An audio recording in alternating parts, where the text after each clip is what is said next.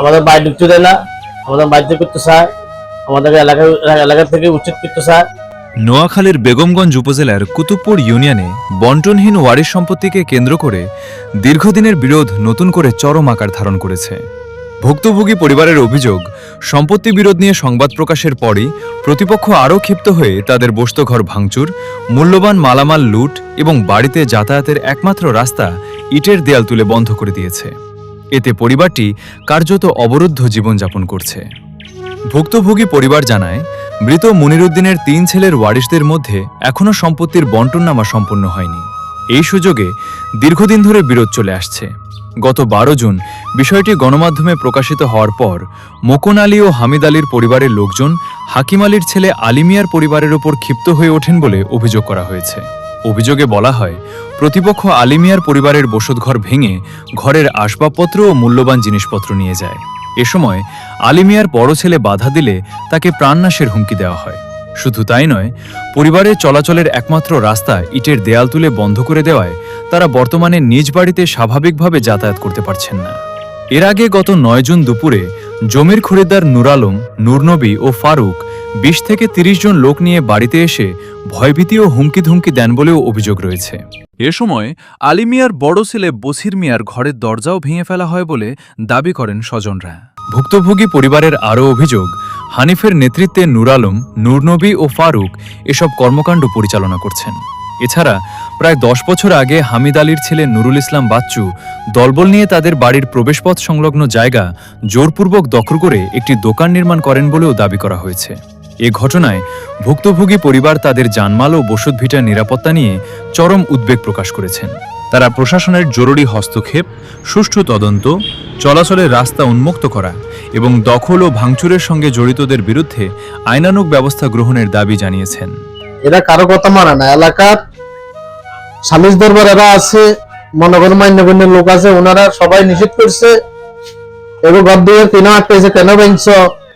এলাকার রাস্তা, বাড়ির রাস্তা থেকে 150 বছর আগে রাস্তা বাড়ির, এই বাড়িতে আমার দাদার জন্ম হয়েছে, আমার বাপের জন্ম হয়েছে এই বাড়িতে। সেই বাড়ি, সেই ঘর রাস্তা বন্ধ করে দিছে। এবং কি মনে করেন আপনার এই পুরানা ঘর, 150 বছর আগের ঘর, আমার ভাই আমার বাপ এই ঘরটার ভিতরে থাকে। তাদেরকে গেড়ি সাথে ধরে ধাক্কায় বার করে দিয়া তারা ঘরগুলোরে কিভাবে ভাঙছে, কিভাবে লুটপাট করে নিছে। এখানে এই ভোটার আইডি কার্ড, দলিল আরো অনেক কিছু ছিল, সব তারা লুটপাট করে নিয়ে গেছে। আমরা নিরীহ মানুষ, গরিব। হ্যাঁ, এখানে আমরা দিন মজুর, আমাদের আশেপাশে যা ওইখানে লুটপাট করে মনে করেন কিছু নিয়ে গেছে, আর কিছু ভাঙি চুরি পুষ্কুলে ফলাই দিছে।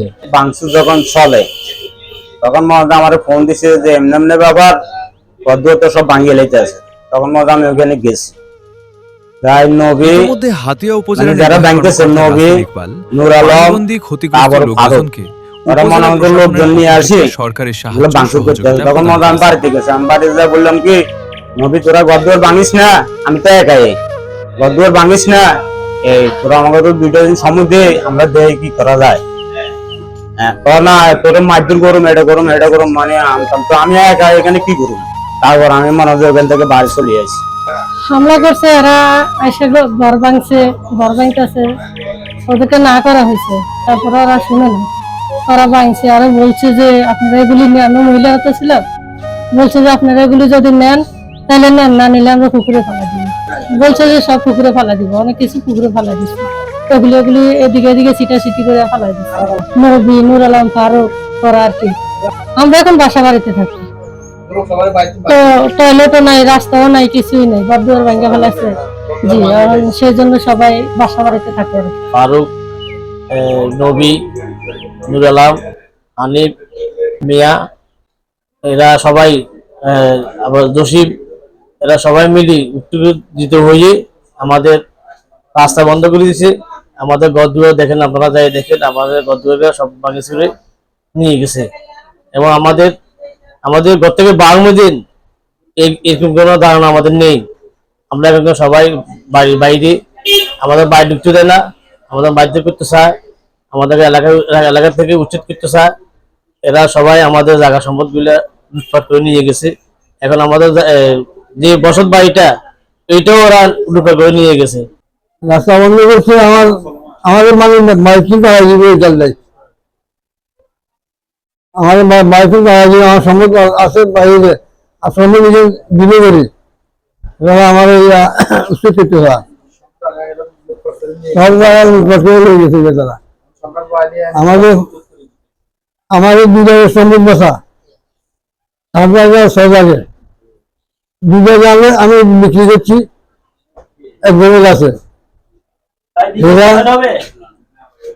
1 লাখ মাফে 2 লাখ মাফে না, 7 লাখ মারতে না, 1 লাখ মাফি আমার কি জায়গায় গদুয়া ভাঙিয়ে গেছে, 7 লাখ মাফি আমার ইয়ে বাঙালা ঘরে বাঙালা, 7 লাখের টাকা মারতে না আমার না, 7 লাখ মাফি আমার